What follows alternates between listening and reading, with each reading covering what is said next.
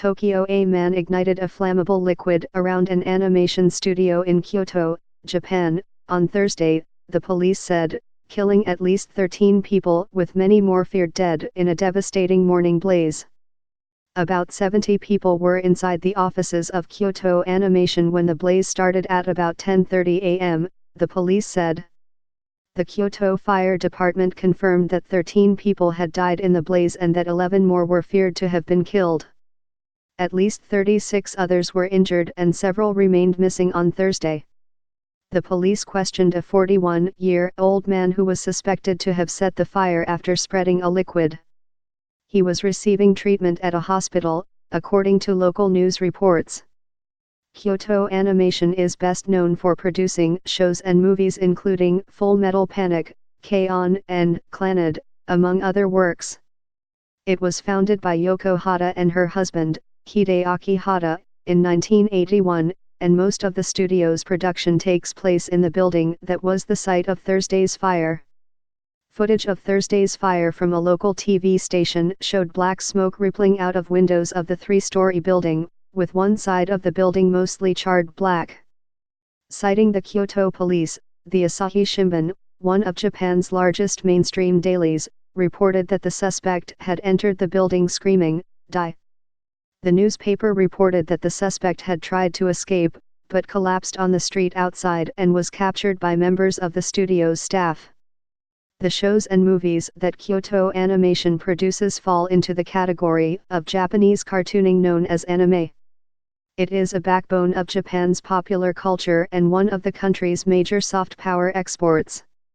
With roots going back to the early 20th century, anime has found an international following through artists like Hayao Miyazaki, whose animated feature Spirited Away won an Oscar in 2003, and Makoto Shinkai, whose movie Your Name was a global phenomenon, particularly in China.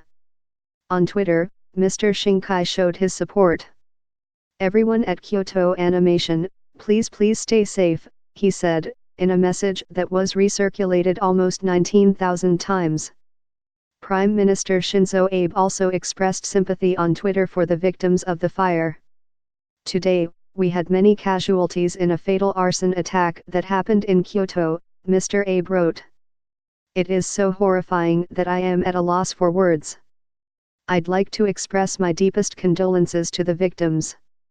I offer my thoughts to those who have been wounded and pray for their recovery, by even one day."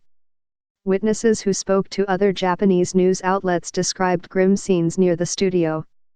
According to the Mainichi Shimbun, another large daily, a woman in her 60s living near the building said she saw a young woman, her entire body burned, screaming and running into a nearby shop begging for help. The witness said the woman was bleeding, her clothing torn and her feet bare. "It took a long time until the ambulance arrived," the witness told the Mainichi. "All I could do was to spray water over her under the fire department's instruction. She was eventually transferred to an ambulance." Another witness who was working near the studio on Thursday when the fire broke out told the Sankei Shimbun that he saw flames coming from the first and second floor of the building and heard screaming.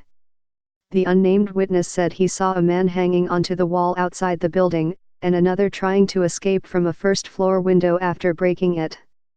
If the authorities' fears about the death toll are proven correct, the fire would be one of the worst in Japan's recent history. In 2008, 16 people were killed when a video store burned down in Osaka.